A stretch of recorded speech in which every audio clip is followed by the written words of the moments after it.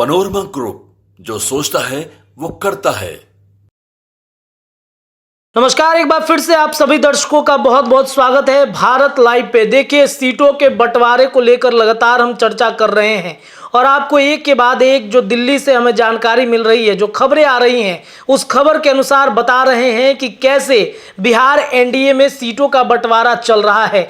देखिए, कल ही हमने दावा किया था, भारत लाइव ने ये बातें कही थी कि अगले 24 घंटे के अंदर में आपको सीटों के जो बंटवारे हैं, जो मंथन दिल्ली में इस वक्त चल रहा है, वो मंथन समाप्त होने वाला है। 24 घंटे के अंदर में लिस्ट आने शुरू हो जाएंगे। और जो बड़ी जानकारी है, सबसे पहले हम आपको अपने कैमरे के माध्यम से बता रहे हैं कि दिल्ली में क्या मंथन हो रहा है। देखिए, दिल्ली में बिहार बीजेपी के कई दिग्गज नेता गए थे, सम्राट चौधरी से लेकर नित्यानंद राय तक, यहां तक कि मुकेश सहनी को भी दिल्ली में बैठाया गया है। उनसे भी बातचीत हुई है। क्या फाइनल डिसीजन निकल के आया है, चलिए इस पर हम विस्तार से खबर बताते हैं। देखिए, एनडीए गठबंधन में सीटों का बंटवारा लगभग हो चुका है और इस बंटवारे में जो बातें निकल के आई हैं, जो एक्सक्लूसिव खबरें हमें मिल रही हैं दिल्ली से कि सीटों का मंथन पूरा हो गया है।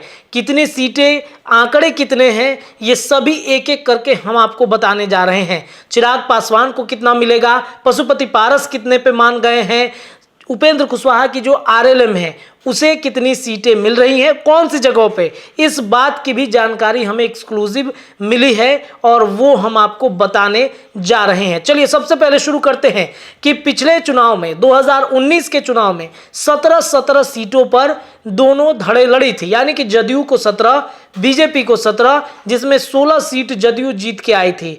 इस बार फिर से क्या वही समीकरण होगा, क्या वही रिपीट होने जा रहे हैं? देखिए, परसों हमारे संपादक डॉक्टर नमन मिश्रा सर ने एक चर्चा की थी पंचनामा के माध्यम से।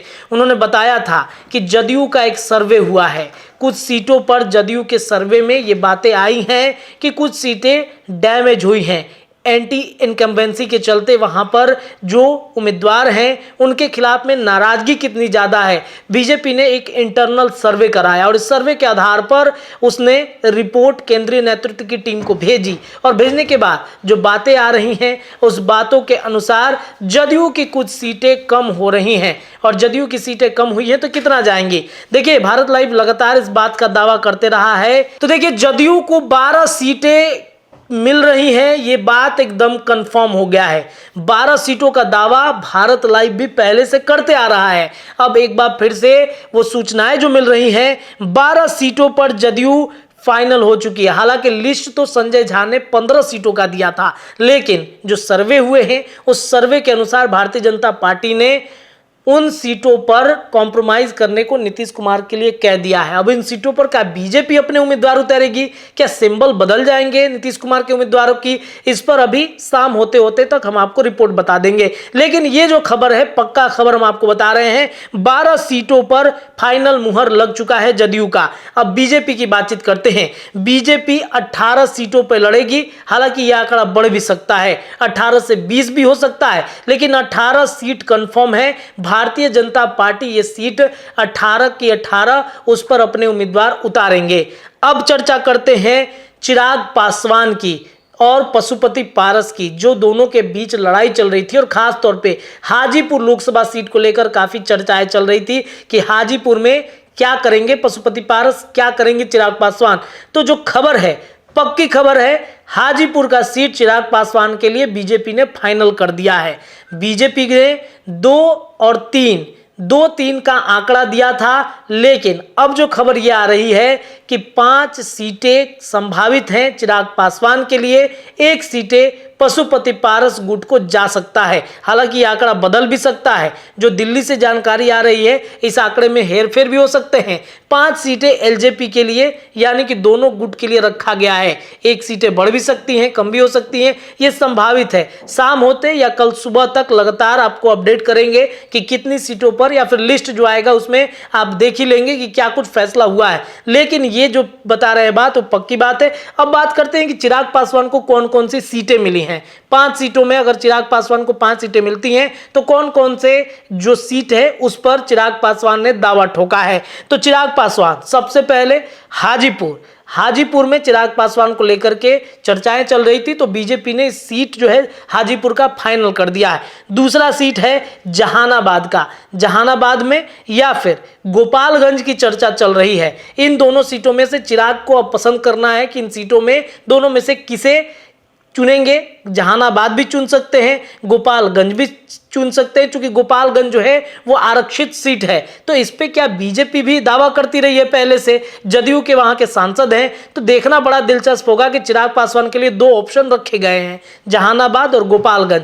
संभावित है कि जहानाबाद चिराग पासवान लेंगे, क्योंकि उनके कई उम्मीदवारों की चर्चाएं जहानाबाद से चल रही हैं। तो ऐसे में जहानाबाद और गोपालगंज में से किसी एक को चुनेंगे। बात करते हैं अगर तीसरे नंबर की, तो खगड़िया का एक सीट जो है, इस पर चर्चा चल रहा है कि खगड़िया का सीट ऑफर किया गया है चिराग पासवान को। अब जो चिराग पासवान है उनको फैसला करना है। अगले नंबर की बातचीत करते हैं, चौथे नंबर की, तो नवादा की एक सीट जिस पर दावेदारियां चल रही हैं चिराग पासवान के लिए। हो सकता है कि चिराग पासवान नवादा ले या छोड़ भी सकते हैं, या तो बीजेपी के लिए छोड़ेंगे या फिर किसी अन्य घटक दल के लिए। अब वैशाली की एक सीट है, कल परसों में चिराग पासवान ने एक बड़ी रैली भी की थी वहां पर, और वहां पर उस मंच पर कई उम्मीदवार बैठे थे जिनके नामों को लेकर चर्चाएं चल रही हैं, विवाद भी थोड़ा सा उत्पन्न हुआ है। तो ये 5 सीटें हैं जिन सीटों पर चिराग पासवान कहीं ना कहीं दावेदारियां कर रहे हैं, बीजेपी की तरफ से ऑफर गया है, तो इन सीटों पर चिराग पासवान लड़ सकते हैं। अब देखिए पारस की सीट कौन सी होगी। समस्तीपुर में इस बार पशुपति पारस को ऑफर दिया गया है कि आप समस्तीपुर चले जाइए। प्रिंस पासवान के खिलाफ भी वही स्थिति है जो अन्य जदयू की सीटों के लिए है। भाजपा ने इंटरनल सर्वे कराया, उस सर्वे में पता चला कि जो प्रिंस पासवान है उनके खिलाफ में भी लोग काफ़ी ज़्यादा एग्रेसिव हैं। तो पशुपति पारस को ये संभावित है कि ये सीट दी जा सकती है। अब बात करते हैं आरएलएम की, यानी कि उपेंद्र कुशवाहा की पार्टी की। तो उपेंद्र कुशवाहा की पार्टी लगातार इस बात की दावेदारी करती रही है, काराकाट से, वाल्मीकि नगर से और सुपौल से, ये 3 सीट जो है इस पर दावेदारी कर रही है। तो आरएलएम को 2 सीटें मिल रही हैं। इन 2 सीटों में अगर बातचीत की जाए तो काराकाट या वाल्मीकि नगर, दोनों में से कोई एक मिलेगा उपेंद्र कुशवाहा को, और दूसरा है सुपौल। सुपौल पे उनके जो पार्टी के बैद्यनाथ मेहता हैं वो तैयारी कर चुके हैं, और ये तैयारी आजकल की नहीं है, ये 1 साल पहले से तैयारी कर रहे हैं। तो बैद्यनाथ मेहता की जो वहाँ पे उम्मीदवारी है वो फाइनल हो सकती है सुपौल में। अब बात करते हैं हिंदुस्तानी अवाम मोर्चा की। तो गया की सीट पर हिंदुस्तानी अवाम मोर्चा, जीतन राम मांझी की पार्टी दावेदारी कर रही थी, तो गया की सीट फाइनल हो चुकी है जीतन राम मांझी के लिए।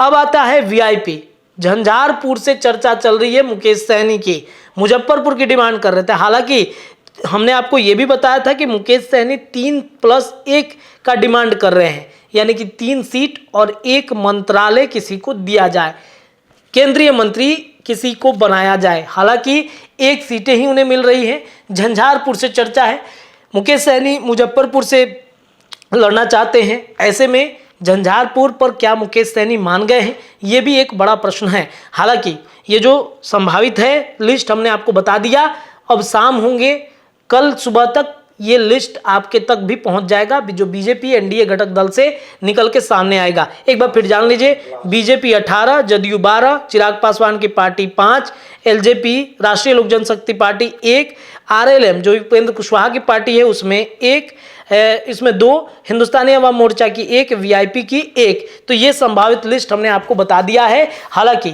जब फाइनल मुहर लगेगा लिस्टों पर हम आपको वो भी बताएंगे। फिलहाल इस खबर में इतना ही। जुड़े रहिए भारत लाइव के साथ। धन्यवाद। पनोरमा ग्रुप, जो सोचता है वो करता है।